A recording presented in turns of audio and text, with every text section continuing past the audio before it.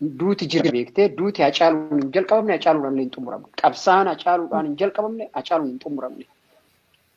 Garuu ka garaa kiyya na gubee garaa kiyya keessaa bahuu didee guyyaa tokko ifaa ifatti dubbanna. Wallistoota nama 6 waamee ka inni keessa jiru. Wallisaan namni tokko immoo ka biyya Iskaandinaaviyaa kana keessa jiru. Taakkala Uumaa waamee itti dhaadate nama 6 isaan.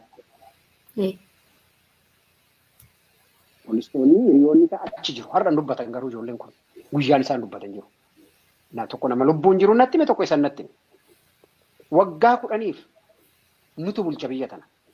Abbaa fedhetu ajjeefama abbaa fedhetu du'a malee Itoophiyaarra lubbuun nama tokko hin caalu jedhanii itti dhaadatee jira taakkalan. Kama fakkeessu kun.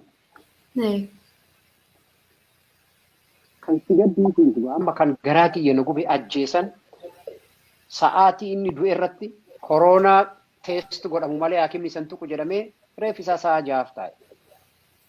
Odoo namni san argin yakka akkanaati irratti hojjetan. Abiy hattichi hiriyaa kiyya ka jedhu namni hiriyaan isaa du'e mana taa'asna. Namni hiriyaan isaa rasaasa rukutame jedhame mana taa'a. Mootummaa iyyuu jeetti kaasee dhaquu iyyuu dhugumaan hiriyaa isaa odoo ta'e. Shimallis kan ofiisii keessa taa'ee ba'u sun maa fiigeen dhaqiniif. Takkalan maa fiigeen dhaqin. Sa'a sanitti. Eegalee isaan tajjeessa. Namoonni aangoo gurguddaa qaban biyya san keessa jiru. Keessattuu immoo namootuma naannoo Hacaaluu dhalaterraa dhufan. Lubbuutti isa jaalatan kanaan isaan beeku aangoo gurguddaarra jiran. Nama diyaaspooraarraa balsaginnaa tana deeggaree Oromoo kaan qabsaa'ota arrabsu. Halkanii guyyaa Juwaariin fa'aa Yaaldaawudiin fa'aa arrabsan. Abaawoo arrabsan. Mararaa fa'aa arrabsan. Warra kanaaf waardiyyaa godhanii eegaa turan. Hacaaluun na ajjeesuuf deemu. Du'aan jira. Du'a jidduun deemu itti jedhu. Maa isan eegin?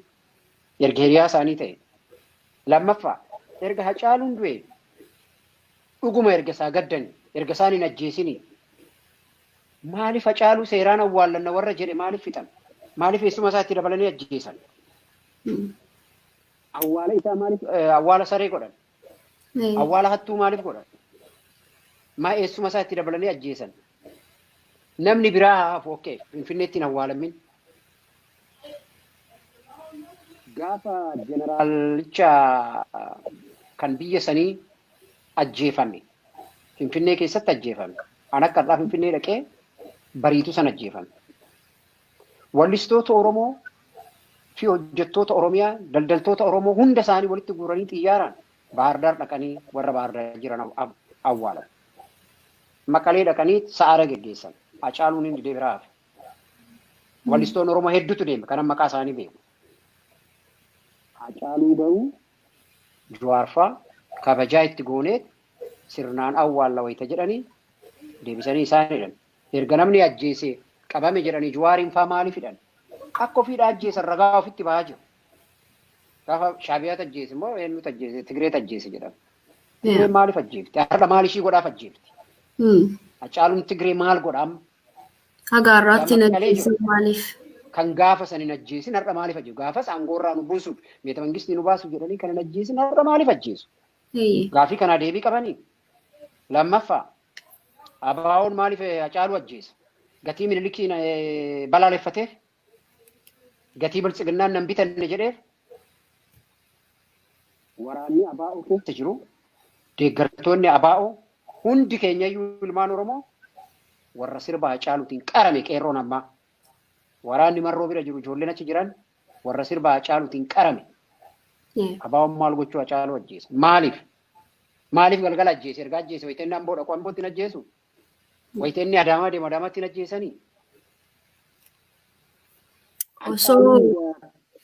Hacaaluun kaabinee Dambidoolloo jiru warra Abaa'oo rakkisu Naqamtee hin jiru.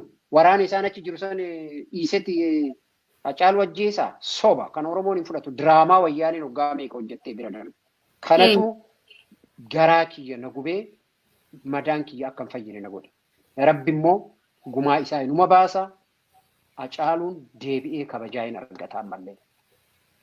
Deebi'ee siidaan isaa hin dhaabbata. Nuun ilmaan Oromootiin. Isaan siidaa isaa amma paarkii beeta mangistii namichi kun ijaare keessatti dhaabanii achitti birrii kafalee namni akka laalu barbaadan.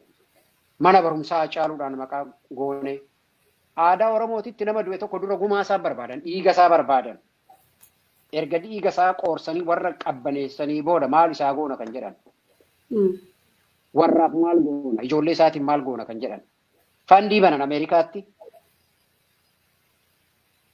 mootummaan erga jaalatanii maaliif fandii banuun barbaachisere erga hiriyaa isaa ta'e hiriyaa koo tokko 10 beekan jedhu kanaaf seenaan Hacaaluu waan agartee akkuma sirba isaa hojii isaa ondee keessatti nu hafe wanni irratti raawwates kan ajjeesanirra wanni irratti raawwatame immoo baay'ee ka garaa nama gubu diinummaa mootummaa kanaa diinummaa gartuu kanaa eenyu akka ta'e nutti agarsiise isaanillee akkuma itti dhaadatanitti ajjeesanii Hacaaluun saba isaatiif du'e maqaa Oromoof Oromiyaa du'e gumaan isaa bilisummaa Oromootiin xumurama jedhee tanan abdadha.